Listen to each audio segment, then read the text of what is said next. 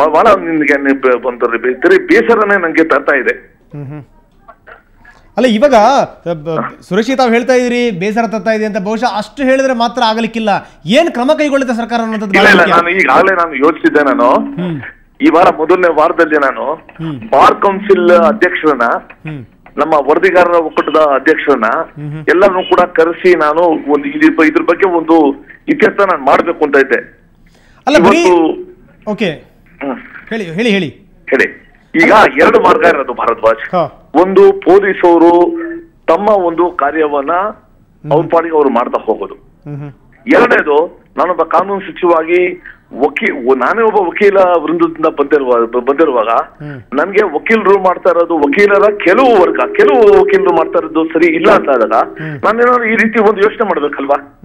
ಅಲ್ಲ ಈಗ ನೀವು ಒಂದು ಮಾತು ಹೇಳಿದ್ರೆ ಏನು ಅಂತಂದ್ರೆ ಪೊಲೀಸರು ಅವ್ರ ಕೆಲಸನ ಅವ್ರು ಮಾಡ್ಕೊಂಡು ಹೋಗ್ತಾರೆ ಅಂತ, ಮಾಧ್ಯಮದವರು ಅವ್ರ ಕೆಲಸನ ಅವ್ರು ಮಾಡಬೇಕು ಅಂತ. ನೋಡ್ರಿ ಇಲ್ಲಿ ಏನಾಗಿದೆ ಅಂತಂದ್ರೆ ಮಾಧ್ಯಮ ಪ್ರತಿನಿಧಿಗಳ ಮೇಲೆ ಹಲ್ಲೆ ಆಗ್ತಿರುವಂತಹ ಸಂದರ್ಭದಲ್ಲಿ ನಿಮ್ಮ ಪೊಲೀಸರು ಕೈ ಕಟ್ಕೊಂಡು ಅಸಹಾಯಕರಾಗಿ ನಿಂತಿರುವಂಥದ್ದು, ಅವ್ರಿಗೆ ಏನ್ ಮಾಡ್ಬೇಕು ಅಂತ ತೋಚ್ತಾ ಇಲ್ಲ. ಯಾಕಂದ್ರೆ ಏನಾದ್ರೂ ಲಾಯರ್ಗಳನ್ನ ತಡಿಲಿಕ್ಕೆ ಹೋದ್ರೆ ಅವ್ರಿಗೆ ಏಟ್ ಬೀಳ್ತವೆ.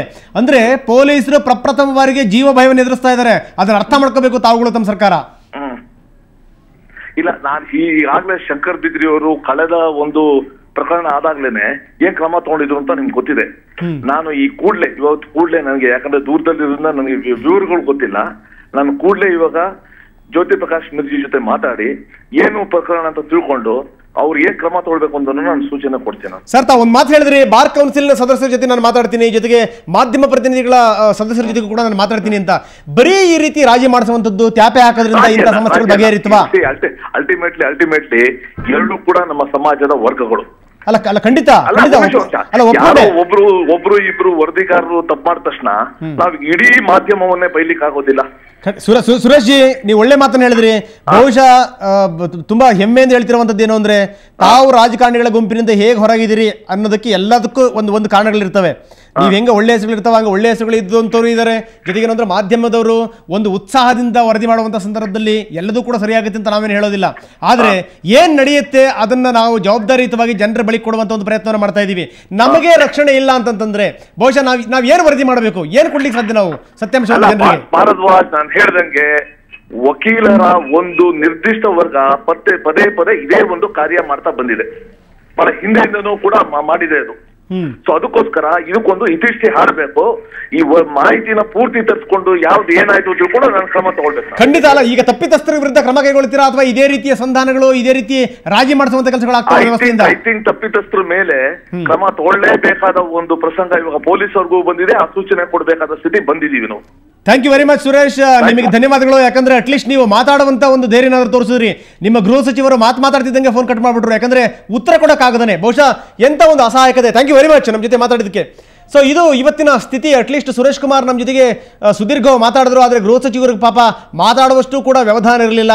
ನಮ್ಮ ಪ್ರಶ್ನೆಗಳನ್ನು ಎದುರಿಸುವಂಥ ಶಕ್ತಿನೂ ಪಾಪ ಅವ್ರಿಗಿಲ್ಲ ಅನ್ಸುತ್ತೆ. ಯಾಕಂದರೆ ಇದ್ದಕ್ಕಿದ್ದ ಹಾಗೆ ಅವ್ರು ಫೋನ್ ಕಟ್ ಮಾಡಿದ್ರು, ಜೊತೆಗೆ ಮತ್ತೆ ಎಷ್ಟು ಬಾರಿ ರಿಂಗ್ ಆದರೂ ಕೂಡ ಫೋನ್ ರಿಸೀವ್ ಮಾಡಲಿಲ್ಲ. ಬಹುಶಃ ಎಂಥ ಒಂದು ವ್ಯವಸ್ಥೆ. ಸೊ ಇಡೀ ಒಂದು ವ್ಯವಸ್ಥೆ ಏನಾದರೂ ಬಳೆ ತೊಟ್ಕೊಂಡು ಕೂತ್ಕೊಂಡಿದೆಯಾ ಅನ್ನುವಂಥದ್ದು ನಮ್ಮ ಪ್ರಶ್ನೆ.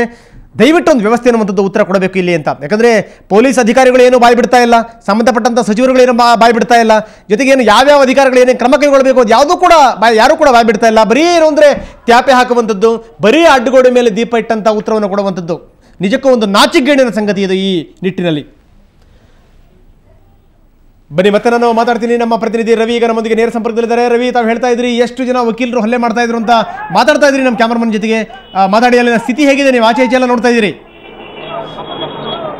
ರಂಗಾತಿಕ ಮತ್ತಷ್ಟು ಉಲ್ಬಣಗೊಳ್ಬಿಡಿದೆ. ಯಾಕಂದ್ರೆ ಈಗ ನಾವು ಸ್ಟೂಡೆಂಟ್ ನ್ಯೂಸ್ ನ ನೇರ ಪ್ರಸಾರದಲ್ಲಿ ದೃಶ್ಯ ಮಾಡ್ತಿದ್ವಿ.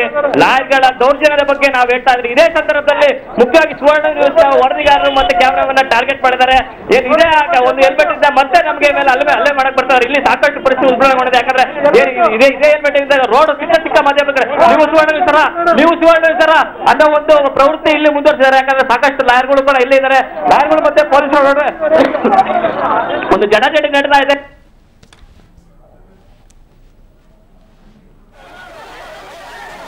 ಅಲ್ಲ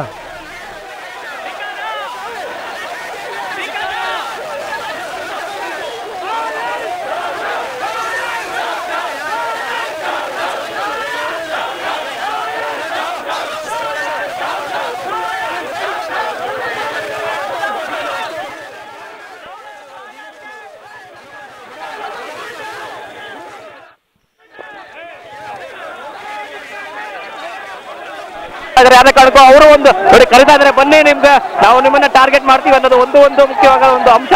ನೋಡಿ ಎಷ್ಟೊಂದು ನೋಡಿ ಗುಂಡಾ ನಾಯಕರ ವರ್ತನೆ ನಾವು ಈಗ ನೇರ ದೃಷ್ಟಿಯಲ್ಲಿ ನೋಡ್ತಾ ಇದ್ದೀವಿ. ಯಾಕಂದ್ರೆ ಅವರು ಒಂದು ಕಲಾಪನ ಬಹಿಷ್ಕಾರ ಮಾಡಿ ಈಗ ನೇರವಾಗಿ ನಮ್ಮ ಜೊತೆ ಒಂದು ಅದರಕ್ಕೆ ಇಳಿತಾ ಇದ್ದಾರೆ. ಇದು ಒಂದು ಎಷ್ಟರ ಮಟ್ಟಿಗೆ ಸರಿ ಅನ್ನೋದು ಮಾತ್ರ ಇಲ್ಲಿ ಸಾಕಷ್ಟು ಇದಾಗಿದೆ. ರಂಗನಾಥ್ ನೋಡ್ತಾ ಇದ್ರೆ ನೋಡಿ ಮಾಡಕ್ಕೆ ಕೂಡ ಮುಂದೆ ಬಹುಶಃ ಏನು ಅಂತಂದ್ರೆ ಎಂಥ ಒಂದು ರೀತಿ ಟಾರ್ಗೆಟ್ ಆಗಿರ್ಬೋದು ಅಂತ. ಯಾಕಂದ್ರೆ ನೀವು ನೇರ ವರದಿ ಮಾಡುವಂತ ಸಂದರ್ಭದಲ್ಲೇ ನಿಮ್ಮ ಮೇಲೆ ದಾಳಿ ಮಾಡ್ಲಿಕ್ಕೆ ಬಂದಿರುವಂತದ್ದು.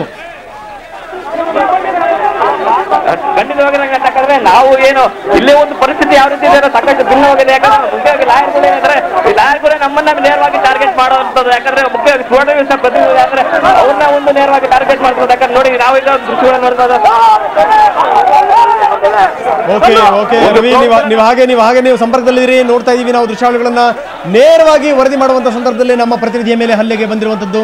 ಒಬ್ಬರಂತೂ ನೇರವಾಗಿ ಹೆಲ್ಮೆಟ್ ತಗೊಂಡು ಹೊಡಿಲಿಕ್ಕೆ ಬಂದಿರುವಂತದ್ದು ನಾವು ನೋಡ್ತಾ ಇದೀವಿ. ಯಾವ ರೀತಿ ಅವರು ಒಂದು ಆರೋಪ ಪ್ರತ್ಯಾರೋಪಗಳನ್ನು ಮಾಡ್ತಾ ಇದ್ದಾರೆ, ಅವ್ರ ಮೇಲೆ ಹಲ್ಲೆ ಮಾಡಲಿಕ್ಕೆ ಪ್ರಯತ್ನ ಪಡ್ತಾ ಇದ್ದಾರೆ ಅನ್ನುವಂಥದ್ದು. ಯಾವ ಸಂದರ್ಭದಲ್ಲಿ ಬೇಕಾದರೂ ಮಾಧ್ಯಮದವರ ಮೇಲೆ ಹಲ್ಲೆ ಆಗಬಹುದು ಅನ್ನುವಂಥದ್ದು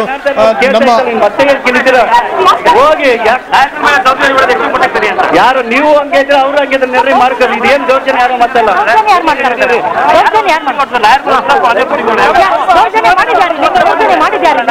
ನೋಡಿ ನೀವು ಅನಾವಶ್ಯಕವಾಗಿ ಬರ್ತಿದ್ದೀರಿ ಅನಾವಶ್ಯಕಿಲ್ಲ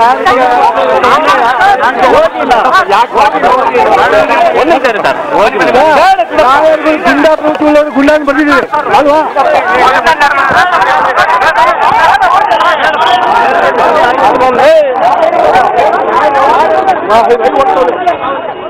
ಬಾಲ್ಯನ ಜಾಸ್ತಿ ಅವನು